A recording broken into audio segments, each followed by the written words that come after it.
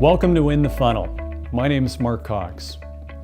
In the Funnel is a group of sales coaches and consultants that help B2B sales teams dramatically improve revenue. Clients come to us when revenue growth is stagnated, or their sales team is not meeting expectations, or they need to recalibrate their sales and go-to-market plan for the upcoming year. Our clients have enjoyed tremendous success working within the funnel, and please hear it straight from them by listening to the testimonial section of this website. What they'll tell you is there's two things that make us unique and different in our space. Number one, we have a process and a methodology. First, for understanding your current state, and then second, for building your sales and go-to-market plan for the upcoming year. The second thing that makes us unique and different is that everybody within the funnel has run a material sales organization in their recent past. We're all practitioners. We don't have any theorists or teachers, and what that means is we can get in front of your sales team and run the next sales meeting, or join them on their next sales call to close your next large prospect. All of us have a passion for professional, disciplined, process-driven sales, and we'd be delighted to talk to you if you're looking to grow revenue for your company. Please feel free to reach out to us through this website at info@inthefunnel.com or by telephone. Thanks for taking the time to watch this.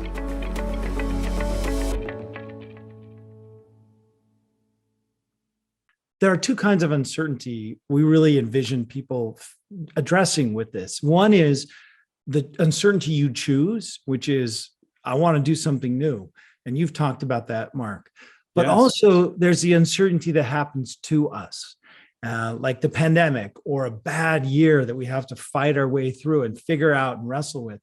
And I just want to acknowledge that, like, nobody would choose that. And we're not saying, we should choose it and it's all good and dandy. But we're saying, nonetheless, when you get dealt a hand of cards in life, the possibility is still, well, what can I pull out of this hand of cards? And if you can hold on to that and maintain that, sometimes some of the most important possibilities for you as a human being come out of that. And we've had that with, even just with our children and dealing with some real crises, or like I talked about with the pandemic, some of the most important moments of character for me and the biggest breakthroughs have come from facing that uncertainty and just constantly asking, what's the possibility I could pull out of this card of hands that, dang it, I really hate. For people who like the linear route forward, life is getting harder and harder. That's a great quote from the former CEO of Ben & Jerry's Ice Cream, Jolston Solheim.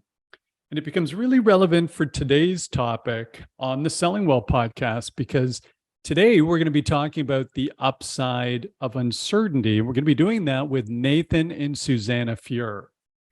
So let's think about uncertainty in sales today. As professional salespeople, sales leaders, CROs, we all deal with uncertainty. Probably the most dominant factor in our profession, because our profession is based on getting someone else to do something. It's not something entirely within our control. We have to get other people to buy the products and services that we sell. So uncertainty is really a key factor and very prominent factor in professional sales. And that's why I was so excited to speak with Nathan and Susannah today, because their latest book that they've co-authored is called The Upside of Uncertainty. So we're going to be talking about the upside of uncertainty. Now, Nathan's got a deep background in this space. He's an associate professor of strategy at INSEAD, and his research focuses on innovation, technology strategy, particularly how new and established firms adapt to technological change and enter new markets. Nathan's a real recognized expert in this space based on his credentials, and he's co-authored 4 books: Innovation Capital, Leading Transformation, The Innovator's Method, and then Nail It, Then Scale It, The Entrepreneur's Guide to Creating and Managing Breakthrough Innovation. But today's podcast is super fun because Nathan's latest book, The Upside of Uncertainty, he wrote that with his wife, Susannah Furr. So I'm interviewing both of them at the same time today. That's the first time we've done it on the Selling Well podcast. Super fun. And how great to see this couple work together to talk about the upside of uncertainty. And you always take a few things from each of these podcasts or books you read. One of the things I'm never going to forget is they share that uncertainty really is a two-sided coin. On one side, it's uncertainty. On the other side, it's possibility. It's possibility. And really what they focused on is understanding what tools and tactics we can all use to help navigate uncertainty. And this topic is so relevant, not just for salespeople, not even just for entrepreneurs, but anybody in business today is, of course, dealing with massive uncertainty.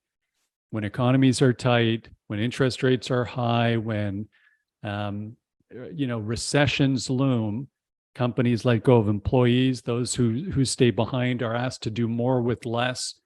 I think a lot of people who took corporate jobs expecting a certain future now understand there's no certain future in life. Hence the quote from Jolston Solheim.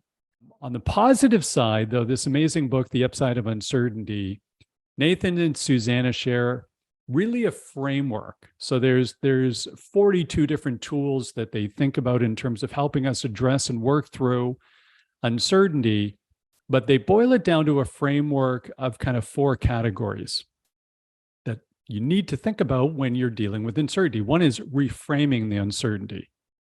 The second is priming yourself to address it or preparing yourself to address it. The third is taking action, or what they call just do it. Just do it from Nike, and then sustaining. And it's such a simple but powerful framework for thinking about how we all address the uncertainty in our futures, personally and professionally, because that'll be the only constant, I think, moving forward, is that nothing's constant. Again, what a great podcast. I really enjoyed meeting both Nathan and Susannah. Enjoyed our conversation and learned a lot. I'm pretty sure you're going to enjoy the conversation and learn a lot today too. And if you do, please like and subscribe to the Selling Well podcast and tell your friends. In the meantime, here's Nathan and Susannah Furr. Nathan, Susannah, welcome to the Selling Well podcast, and thanks so much for joining today. Thank you for having us. We're excited to be here. Mm-hmm. So I know you've recently had a pretty major life adventure, and you're here today, by the way, because listeners to the podcast will remember Christoph Sen from INSEAD. Great guest. We really enjoyed the discussion about large-scale account management. But soon after that podcast, he reached out to us and said, I had to have you two on the podcast. Tell us about what pulled you over there to teach at INSEAD. That's a big life change for you and your family. Yeah, well, it ties into the topic we wrote about, which is uncertainty, because I'm a professor in business schools. I did my PhD at Stanford. We were working in the United States. Susannah is an entrepreneur, and we got this opportunity of a lifetime, which was to teach at one of the best business schools in the world, but also to live in France, which is quite an adventure. Wow. So we live in Paris, and I teach at INSEAD, and Susannah and I have collaborated to do some work together. So you're going to make most of the people listening to this podcast a little jealous, because we get a lot from the Northeast, and this is February. And so someone in Michigan is in 3 feet of snow in the middle of February and 20 below right now. So living life in Paris doesn't seem that uncertain or hard comparatively, but I'll let them weigh in on those comments. But you touched on the topic that's so interesting, gang. The reason I was hoping to chat with you both today is I think it's a topic all of us battle with, either as entrepreneurs or when we're in professional sales, this world of uncertainty. And at the most tactical level, what we do within the funnel, we end up being an outsourced sales leader for a lot of companies. We have forecasting meetings. We're trying to get people to commit to deals that are going to be done within a given time frame. And it makes people extremely uncomfortable because at the core, they don't know for sure something's going to happen. They just have to use judgment. But I think the world of an entrepreneur is very uncertain in terms of the future. Most of them don't mind it. They just see good things in the future. And certainly the world in professional sales is very uncertain, but those people aren't always entrepreneurs, and they have a much more difficult time with it.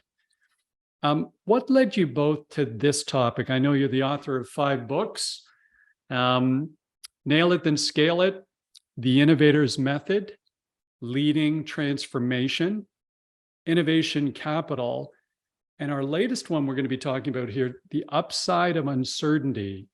What prompted you both to write this book? Yeah, it's interesting you bring up the uncertainty that folks listening face, because you're right, it's true, but it's actually quite a broad problem.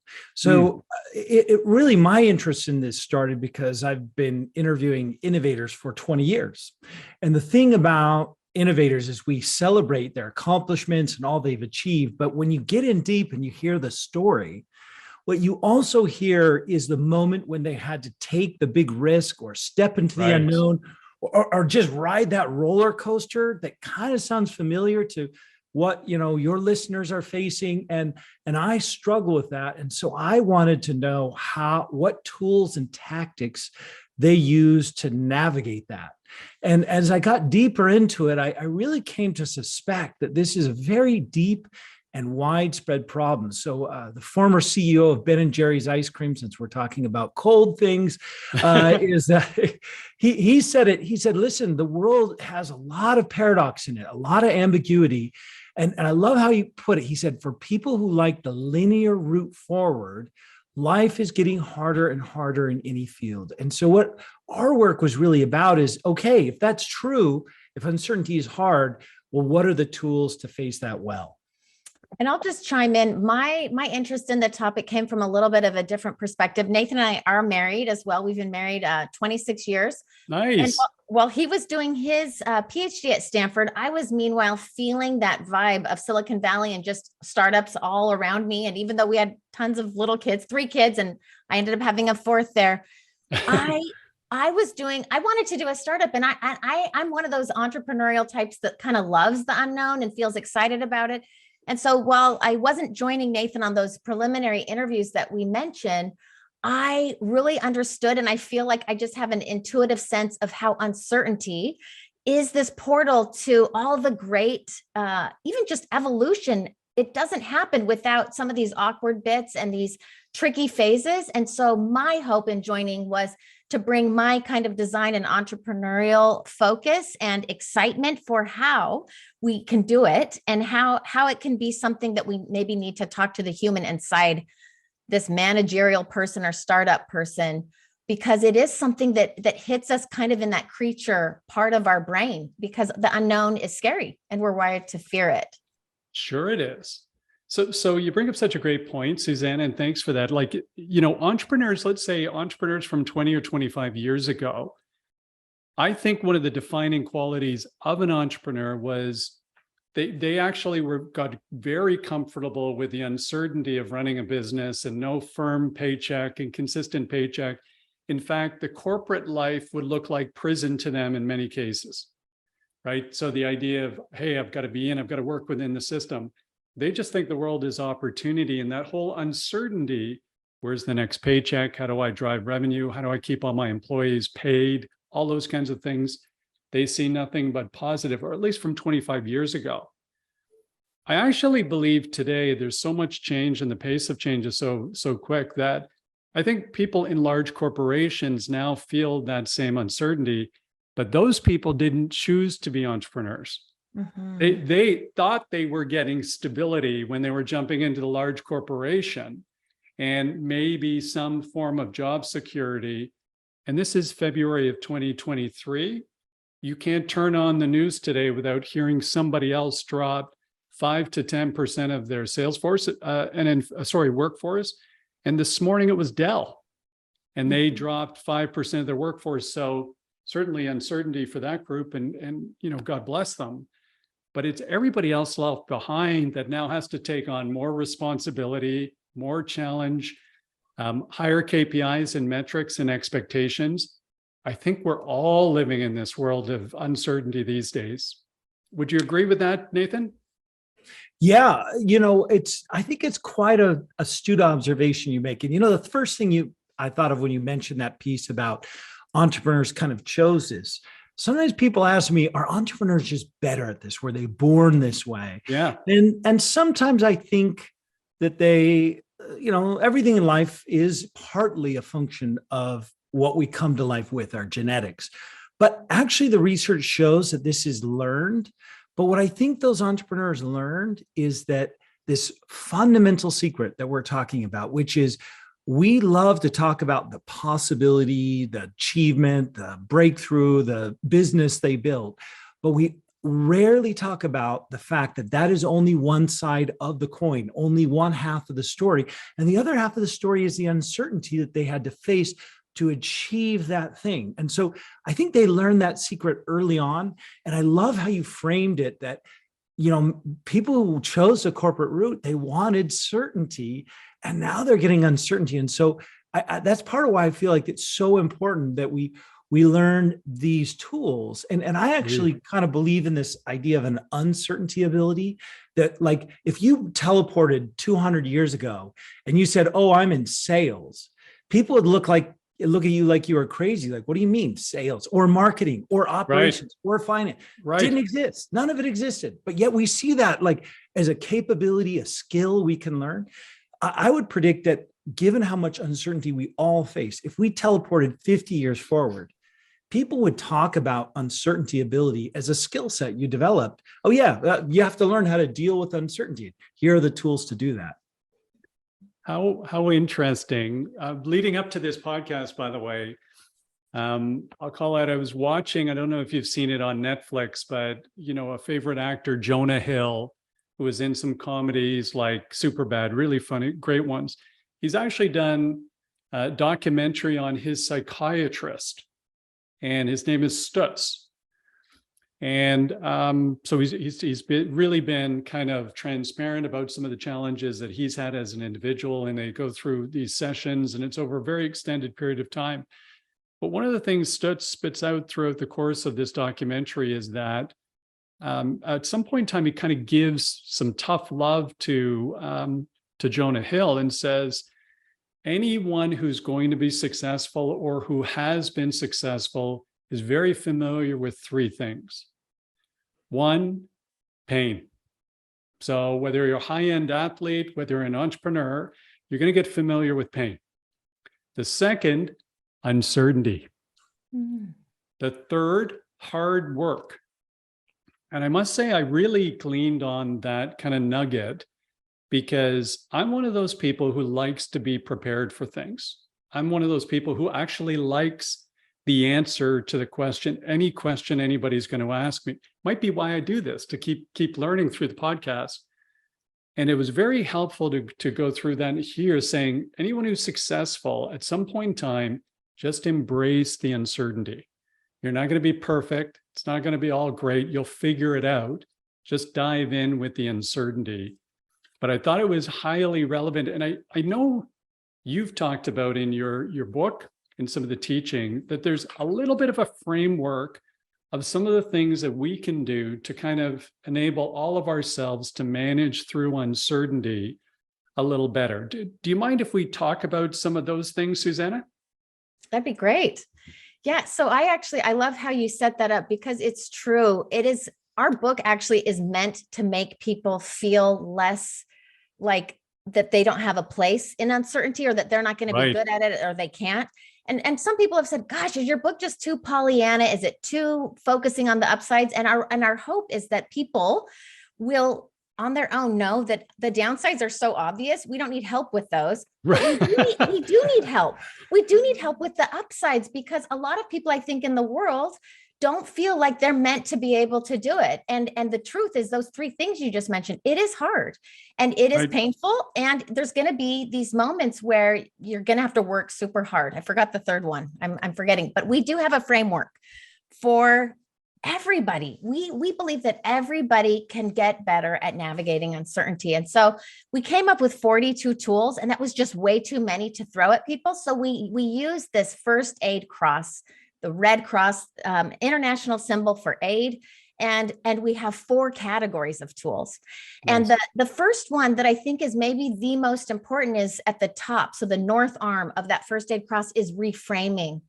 And it does come from a very, it's from a science of the framing effect found by Kahneman and Tversky in the 80s. And it's this idea that the way we describe something, so the way we frame something, shapes entirely how we think, decide, and act. And it's important with uncertainty. We've already been talking about really seeing it as just one side of a coin, and possibility is on the other side. So reframing tools, and there's probably 10 of them in the book, really are about helping individuals start reframing uncertainty as possibility, also reframing their own self-doubt. So reframing self-doubt as, oh my gosh, I'm human, this is normal. Even these entrepreneurs who are such wizards and geniuses at creating cool stuff, they actually have self-doubt too. I don't remember the percentage, but this idea of 70%. Yeah, 70% are, I know, I can't think of the word. It's called imposter syndrome. 70% is such a high category for feeling like, oh no, I'm fooling people. So reframing self-doubt as really, harnessing it and going forward and thinking, gosh, but what am I good at? And giving yourself a chance to try. Yeah, there's going to be some setbacks. There's going to be some tricky times. So reframing is really about how to do that leap, a phase shift. We even call it transilience, which we're saying is beyond resilience. Great word. It is a great word. We didn't make it up. It comes from my field in technology strategy. And it's really about this phase shift from one state to another. And the reason why we like that word is because I think resilience is like good at giving people, like, has the sense of like you take a punch and you stay standing. Right. Versus transilience is how do you take that uncertainty and transform it into something that makes you stronger, better, something new. Even the things that happen to us that there's a lot of hard uncertainties out there for people right now. How do you take that and transform it rather than let it break you down? It seems so smart to me, team, that, to think of it in terms of reframing. So first of all, we reference on this show a shocking amount, Thinking Fast and Slow. Yes. So Kahneman's book, by the way, one of the hardest reads I've ever come across, and the 135 cognitive biases. I think I was lucky to leave knowing 15 of them, but everybody keeps pointing back to these things. These are almost these mental defaults that we go to. Why not go to a mental default that's actually helpful instead of hurtful? I don't think any athlete who's played at any significant level in their life ever entered a hockey game or a football game or a baseball game going, I'm going to lose. No matter who you're playing, at what level, and how much better that team is or where they are in the standings, you reframe it by going, today could be the day. Yeah. And in fact, because you're in the US, we only use hockey references on the Selling Well podcast. Half our clients are Canadian, so it's always hockey. But the Miracle on Ice of 1980, Herb Brooks, the coach of that team, is famous for saying, when they were playing the Russians in the semifinal game, he said, listen, 9 out of 10 times this team is going to kill us, but not today. Today's the 1 in 10. So just make it that, because they were pros on the Russian team and they were all college players on the US team, and they went out and won the game. So I think we always, this concept of taking a pause and reframing, and I just love that uncertainty to possibility. I just think that's a great mental tool, because a lot of folks out there listening right now have uncertainty about their income, their job security, their success for this year, given a tough economy. There's a lot of things that could impact some of the people in their professional sales or entrepreneurial careers this year. But whenever there's a bit of a crisis, frankly, there's always opportunity. Mm-hmm. And so I love the first one with reframing. Number two, have I got this right, Nathan? Number two is prepare yourself. Yeah, it's prime. Exactly. So the second category of things is it's prepared, but we use the word prime because it's got this quality. If you think about, at least when I grew up, sometimes you had to prime an engine. So it would work. Right. Yeah. I'm kind of revealing my age there, or Prime, for prime everyone, the boat, even for today's yeah, kids, prime the yeah, boat. yeah, prime. Or you have to prime a wall before you paint it so the paint sticks. It's that making something ready is the essence of it. And so there are a number of things you can do to be ready for uncertainty. And one of the things I think that could help folks today is something curious. We discovered a subtool in that category we called uncertainty balancers. So here's the kind of unnerving thing about interviewing innovators. When you ask them about uncertainty, they will really say these somewhat inflammatory things like, I love uncertainty. And I'm sitting there saying, like, not me. And one woman even said, I eat uncertainty for breakfast. Definitely not me. But here's the thing. When you do good qualitative research, you really dig deep and you try to understand what, why, how, all these great questions. And what we discovered is, well, that's what they may say on the front stage of their life, the part you and I can see. On the back stage of their life, they don't even realize sometimes they're doing some really curious things to create these islands of certainty that balance out the uncertainty in other parts of their life. Yeah. So like that woman who said, I eat uncertainty for breakfast. Actually, no, she eats the exact same granola every day because she carries that with her wherever she goes to give her the certainty of and the comfort of that routine. Yeah. And so what we discovered is there was actually 4 classes of these uncertainty balancers. There was habits and routines and rituals. So for example, we talked about sports and I lived in Canada for 2 years and I learned to play hockey there and I love it. But 70%, 70% of, there's nothing like that feeling of, hitting that puck and scoring that goal. I'll admit that. It's a good feeling. It's a good feeling. But 70% of professional athletes will do a little ritual, even though before a game, because they don't believe that like that. There's some magic in the ritual, but it's just habits, routines, and rituals like that breakfast, like what you wear, all those things. Create balance. Number 2 is outsourcing and simplification. So simplify your life, outsource things. Just having less on your mental plate gives you more energy for the uncertainty you have to face. Third, humor and sarcasm. So you see a lot of humor, a lot of sarcasm. One group where this was particularly prominent was among, say, paramedics who face a lot of uncertainty when they go into a space. They never know what they're going to find. But the 4th category and the most powerful was relationships and communities. And I think that's important because, some of us are in committed relationships like Susannah and I are. Some of us may not be, but communities are open to everybody. And so, for example, an actor, like if you talk on average, actors have to try for 100 roles to get a single role, not the A-listers, but, more regular humans. Right. And that's a lot of uncertainty, like to try so many times and only hit once. Oh my gosh, they should probably be listening to your podcast to help them out. But the point is simply that they talk about how their community of fellow actors help them through that time. And we can search out these communities, we can form them, or for our organizations, we could create them. So one of my executive students is at an electric vehicle charging startup. They sell B2B. They sell the innards of electric vehicle charging networks. Yeah, so it's B2B production and sales. And that's a lot of ups and downs for them, a lot of that uncertainty. And she talks about how the number one thing for them is this uncertainty balancer, which is Friday afternoon. They get together, they talk about what they felt that week, and then they go out and they grab a meal together or get a drink, depending on the time. And that helps everybody face the uncertainty of the week ahead. Well, boy, all great ideas, these uncertainty balancers.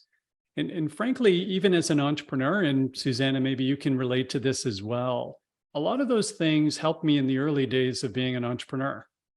So when I did go from large corporate world into this uncertain world of, running a sales training company and sales enablement consulting, that relationships in a community really important, because I was feeling that no one really understood what I was going through as an entrepreneur, even the folks working for a company, because they weren't entrepreneurs.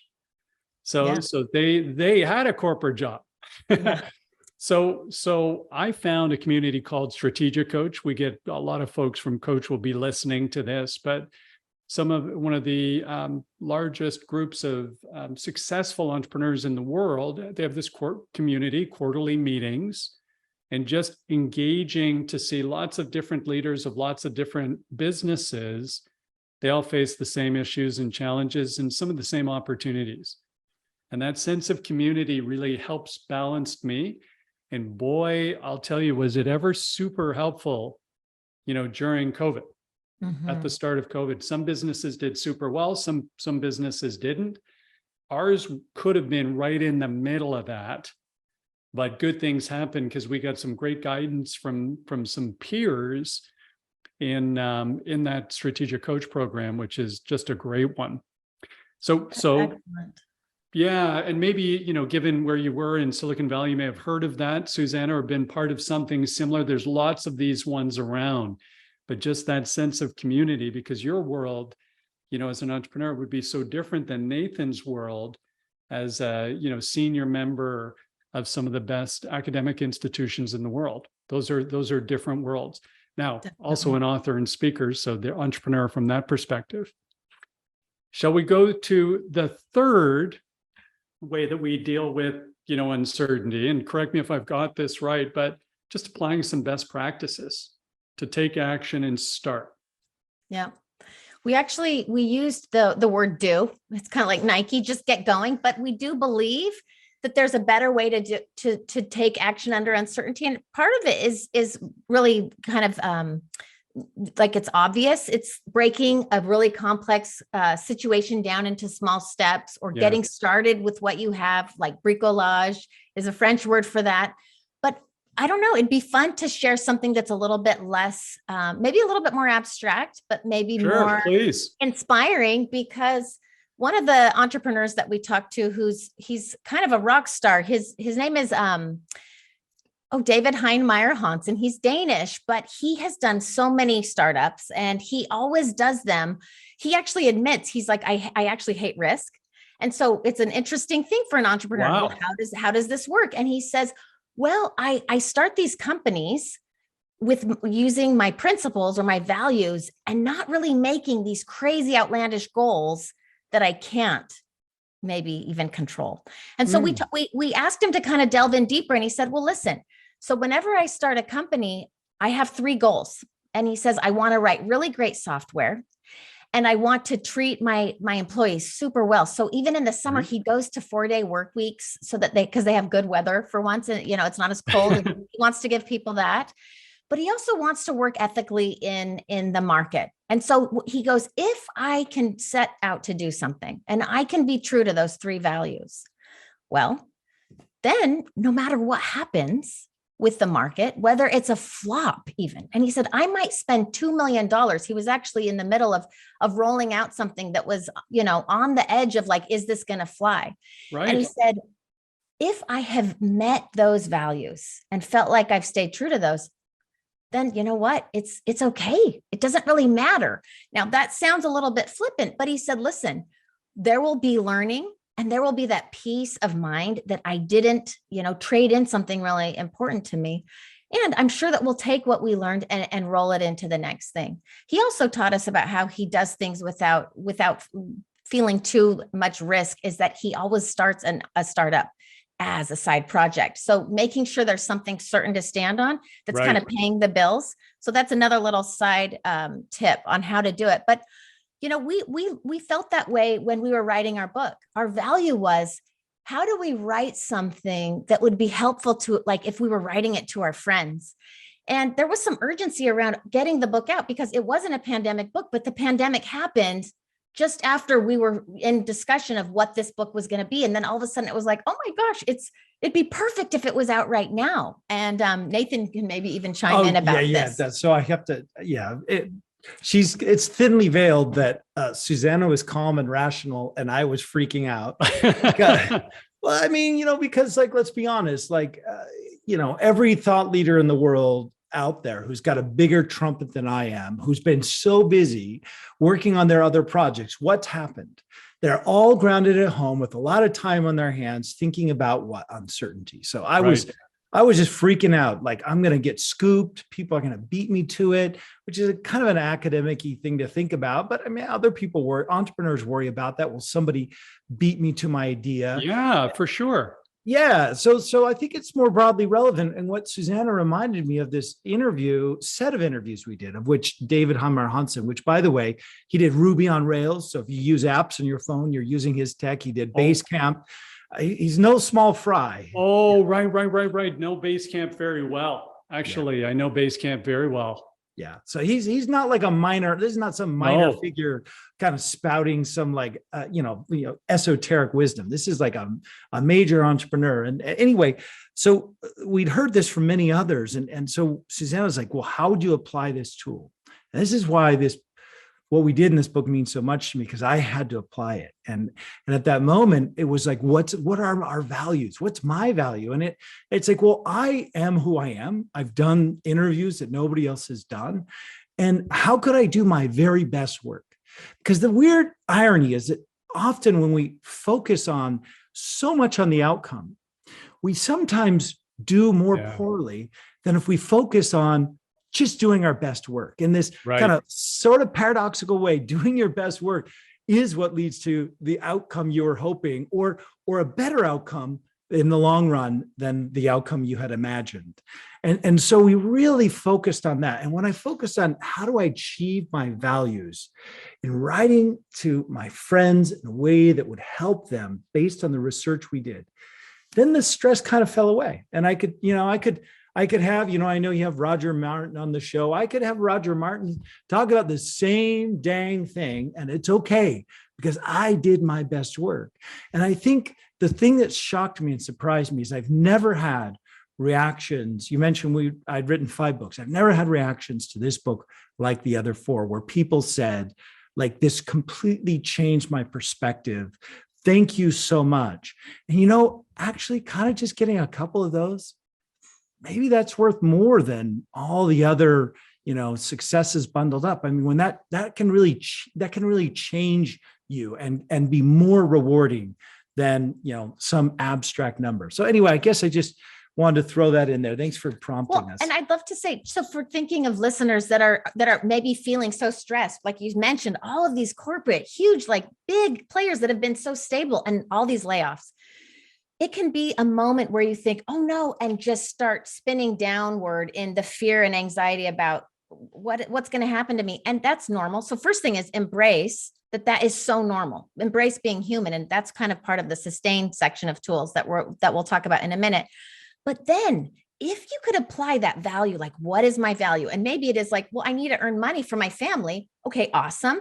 So that could be one. But then if you could even break it down to more like, well, how do you want to do that? What kind of person are you? What's important to you? What matters to you? And if you can kind of even maybe remind yourself of that several times in a day, I do believe your work you'll say more aligned with doing better work than in the frenzy of like maybe start cutting corners or just feeling too grouchy and negative and kind of bringing other people down as well. So it's just a thought. I completely agree with the thought. And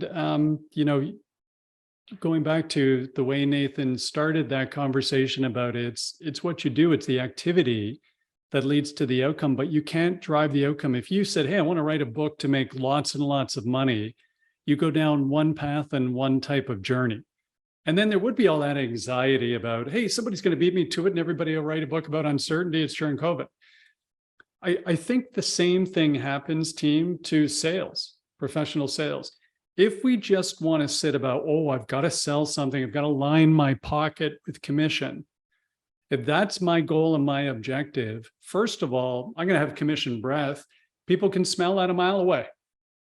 But if I come back to and say, listen, I'm working for a great firm that can add huge value to a client or prospect, those client prospects are going to be having some of the toughest years they've ever had because they have less resources, fewer teammates, probably higher objectives. They've got to get clever and smart.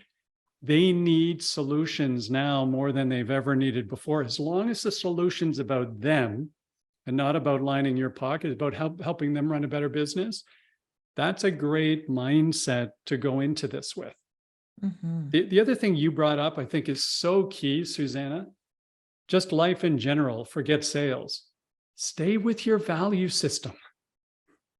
So we've been there. I'll put up my hand. I had a job once where somebody backed up a truck of money and said, here, and I knew it was wrong. But then, you kind of go, hey, certain stage of life, and, oh, why don't we give this a go? Oh, I'll talk myself into it. 90 days later, I just walked out of the building. That was it. As soon as your values, there's a conflict on your value system, there's no negotiation. To me, that's where the best fit comes in terms of teammates in the funnel. If we all have the same value system, and the number one value is put the client first, no matter what, probably good things are going to happen for you in the funnel. Mhm. If we have a different value system, you're not going to be here that long. It's just not going to, you won't want to stay. It won't work for you. So I think all of this mindset is so key in terms of the why you're doing this. And then once we understand that, now I can do it with energy and enthusiasm and my own, sort of skill set or unique ability, in the words of Strategic Coach. Completely agree with everything you've shared. By the way, everybody, this is a book we all need to go and get. I would run, not walk, to getting this book. And by the way, of course, it's going to be in the show notes. It's going to be in the show notes from today. But we're talking about The Upside of Uncertainty, Harvard Business Review 2022 with Nathan Furr and Susannah Furr. Nathan, you look like you wanted to jump in with something there. Well, I was, it's funny that we created a website for the book as well called The Upside of Uncertainty, where we just wanted people to be able to access these things. I mean, I think they're just so fundamental to life in our modern era. I mean, it's very clear that uncertainty is on the rise, but I love how you talk about this idea of values. And so in a way, that's kind of our value, is how do we help people? So there's tools on the website, there's an asynchronous course, if that's helpful to people. But I really, I can't help but think about, we're talking about sales and values. And one of my favorite interviews was with an entrepreneur, and he advises other entrepreneurs, and he's been very successful. And he says, whenever he says he hears an entrepreneur come to him and say they have a sales problem, he says, no, you have a values problem, because customers, whether B2B or B2C, they resonate with who you are and what you're really about, whether you believe it or not. They do. There's something internally we connect with, and they sense that. And you called it commission breath. I like that. Hilarious. That was a good one. But that's like the anti perspective. But I really think that, and I like how you framed it. This may be a period. I would also frame it as this may be a period where you lay the foundations of long-term success. Yes. And by being there for somebody in a way Yes. that resonates with them, they come back to you later and say, I like working with Mark. I want to work with Mark again. Mhm. I had a conversation with Mark or with Nathan or Susannah, and it was all about me, and it wasn't about Nathan or Susannah or Mark. Yeah. And so that's where I think there's always this opportunity, but it's getting recentered again. It's those habits. What do we do before? Are we running from meeting to meeting where, we're just haphazard? We take a pause and say, regardless of what just happened to me, I have to make this whole conversation about Susannah. Okay, what's her situation? What's her business? So on and so forth. You talked about it almost being subconscious there, Nathan, in terms of somebody being able to tell how what your intent is. That's exactly the premise of a guy named Dr. Nick Morgan. I'm not sure if you've read his materials, but I think, and I apologize, we'll correct this in the show notes, team. I think his book is called Can You Hear Me? Mm. And he says through the same center in the brain, the amygdala, immediately when you meet someone, you're trying to gauge their intent. So, and it goes back a couple hundred years with the handshake, the knife. You got to show me your hand so you don't knife me. But he says, we're still like that. We're still creatures like that. We're trying to figure out, is this podcast, is this conversation about helping Mark in the selling well? Or is this about helping, Nathan and Susannah? Or is this actually about helping the people listen who might be challenged by the stress and the pressure and everything they got going in their sales careers right now? So that intent being, and I always say this, the folks are going to be so tired of me bringing this up, but I have a friend named Rob Matich. He runs this great company called PureFacts Financial Solutions, and he's a zealot for doing the right thing for the client, just an absolute zealot. And he's fond of reiterating, he said, you want to know the easiest way to trick a client into thinking that you care about them? Actually care about them. Seems so simple, but making sure if that comes across, longer term, great things are going to happen.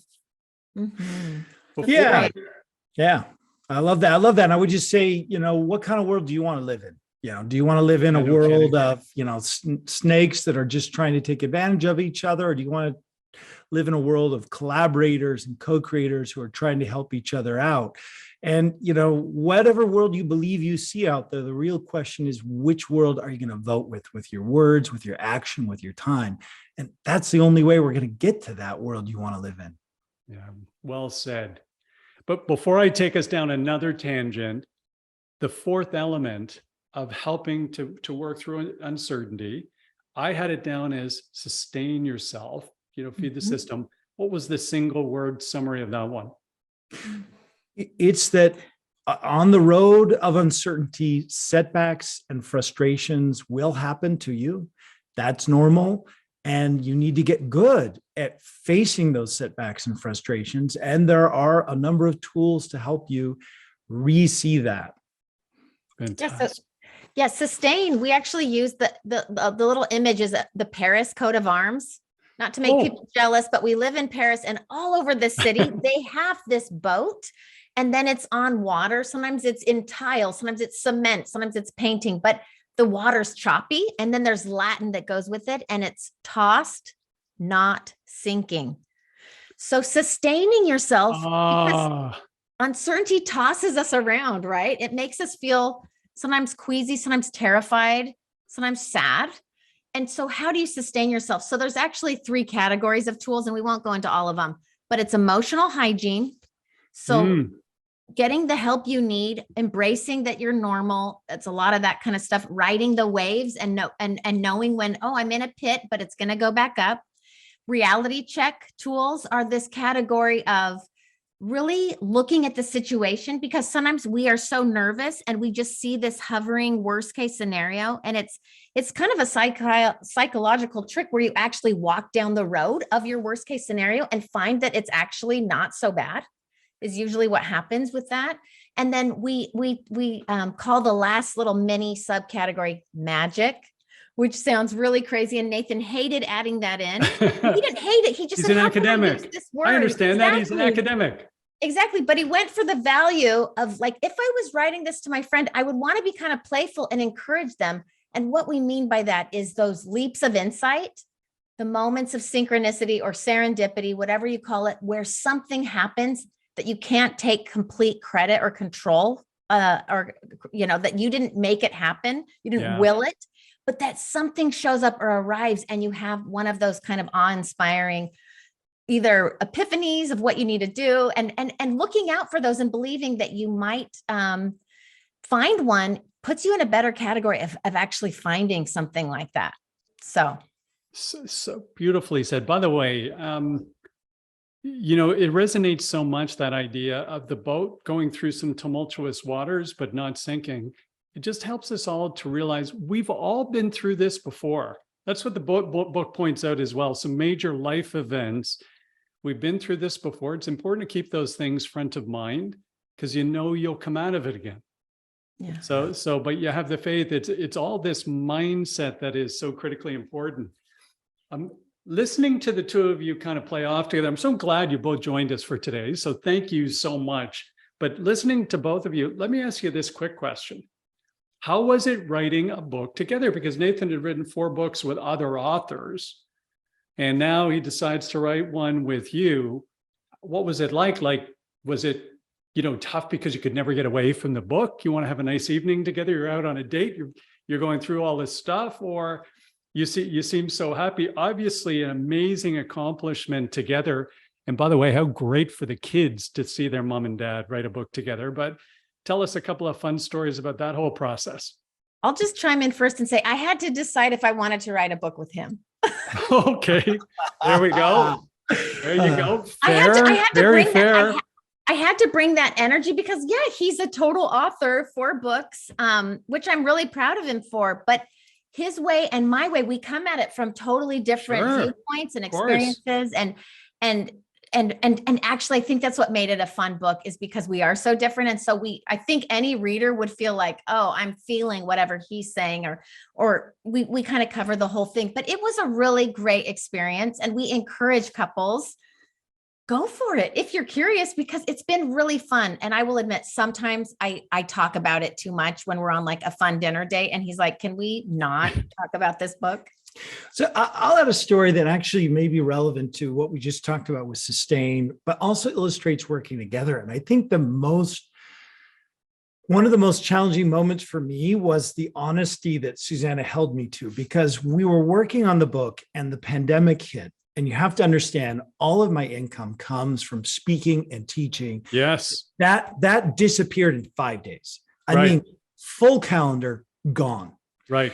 And I was staying up late because I was anxious, because we just bought an apartment. We have kids in university. Like, I have the familiar commitments that many of the listeners have that stress you out. Yes. You know? Yes. And Susannah, though, she just said to me, if you cannot apply these tools to help yourself, I will not let you write this book. It'll be too hypocritical. Wow. Yeah, it was good. And so the next morning I got up, and I was up early, and I was in the kitchen fiddling around with something, and I remembered what she'd said. And I don't know, people feel anxiety differently, uncertainty differently. For me at that moment, it felt like my brain was on fire. Just trying to process, trying to make sense of it all. And I remembered, okay, what were some of the tools in Sustain? And one of them is this frustration management technique, where you focus on, it's very common. It comes, it's rooted in both psychology and philosophy. So we didn't make it up, but it's this idea that you focus on, in the uncertainty, having gratitude for what you have rather than the uncertainty of what you might lose, right? So at that moment that I think that thought, I realize I'm in the middle of grinding these coffee beans, and they smell so rich and earthy and delicious. Like, they're amazing when you pay attention. And then all of a sudden, it's like my eyes open, and I could see there was sunlight coming in the kitchen. Yeah. And I thought, how beautiful the morning is after that dark night. Every morning it happens. Every morning it happens. And I have a relationship with somebody that I care about. And suddenly I realized, you know what? I could lose it all. I could lose the academic job. Let's say the university folds. I can lose all the speeches. I can go bankrupt, lose the apartment, not be able to pay for the tuitions. And guess what? I still have skills. I still have capabilities. I could restart. And you know what? I would still have the morning. I would still have coffee. I would still have people I love. And the stress just fell away from my shoulders when I focused on, what do I really have? Then you realize you have all of us have a great deal. Boy, first of all, what a great story. I got to say, it's just lovely to see you both talk about writing the book together. I think that's completely amazing. And then also how fortunate each of you are to have each other for that support. And, God bless, I have a spouse like that too. There are dark days as an entrepreneur, not so much dark, but when I will go through the anxiety of trying to figure something out, and she knows I'm going to get to the answer, but going through the process is not super pretty. And I don't like being in the process. I don't like I need these tools to think through it, but it's kind of a creative thing sometimes that I have to go through. And it's not like I'm angry at anything. I just want the answer and can't find it. And then I have to go play hockey for a couple of hours. Then the answer comes to me.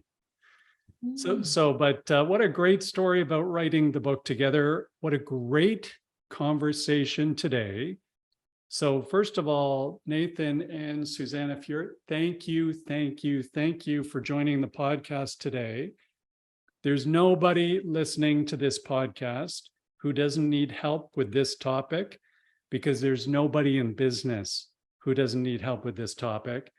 What's the best way for them to learn more about the book and the two of you? Yeah, so Nathan mentioned the upsideofuncertainty.com is our website. It actually has links to our course, and we're about to do something really fun because our course has 42 tools, because it's basically the book, but with slides and us talking like this and with our banter. And sometimes we get a little feisty and it's not polished or perfect, but we wanted to do it quickly and get it out there because some people need to listen to it. Some people want graphs and more stuff. Yeah. So the asynchronous course is already available right now. It's just been out for like 2 weeks, but we're noticing people are getting it and then they're not starting it, because I can look in there and I think people are so overwhelmed. They're like, I need that. And then they go back. So we are thinking about maybe doing something where we do a 42-day challenge. I don't know when this podcast is airing, but it will be on there anyway. And I'm going to talk people through, because I think people need cheerleaders, and I love helping people with just looking at uncertainty in a new way. And it's my favorite thing, actually, to link up with people, even strangers, and be like, let's do this. Because I think everybody, and you were saying everyone in business needs it. Basically, all of us are facing uncertainty every day right now in this world. And so if we can see it as possibility, we're all going to shift into a more transilient way of interacting with it. I might have an idea offline on the podcast once we turn off, in terms about getting people to actually do the first couple, to get them in and get them thinking about it. Anything to add to that, Nathan? I would just say that, we see it also as, how do you really, let me say it this way. There are two kinds of uncertainty we really envision people addressing with this. One is the uncertainty you choose, which is, I want to do something new. And you've talked about that, Mark. But Yes. Also there's the uncertainty that happens to us, like the pandemic or a bad year that we have to fight our way through and figure out and wrestle with. And I just want to acknowledge that, like, nobody would choose that. And we're not saying, we should choose it and it's all good and dandy. But we're saying, nonetheless, when you get dealt a hand of cards in life, the possibility is still, well, what can I pull out of this hand of cards? And if you can hold on to that and maintain that, sometimes some of the most important possibilities for you as a human being come out of that. And we've had that with, even just with our children and dealing with some real crises, or like I talked about with the pandemic, some of the most important moments of character for me and the biggest breakthroughs have come from facing that uncertainty and just constantly asking, what's the possibility I could pull out of this card of hands that, dang it, I really hate? Well, so well said. We've all had that in life. We really have. You just have to look back and think about it. And the way, Nathan, you had shared earlier about the making coffee and the sunlight coming in, I'm not ashamed to say I use a gratitude journal that I started only after becoming an entrepreneur, maybe 9-10 years ago. And to this day, every week and every day, I'll jot down great things. And because you miss the great things in a given week, when you start writing them down, there's so many of them. And it really does put wind in your sails moving forward. The reality outside the door doesn't change at all. It's just my perception of how I can go and address it properly. And by the way, I think you just enjoy the ride more. Yeah. Right. And when you're in that frame of mind, you give off those vibes to other people you're working with and can help other people. Yeah.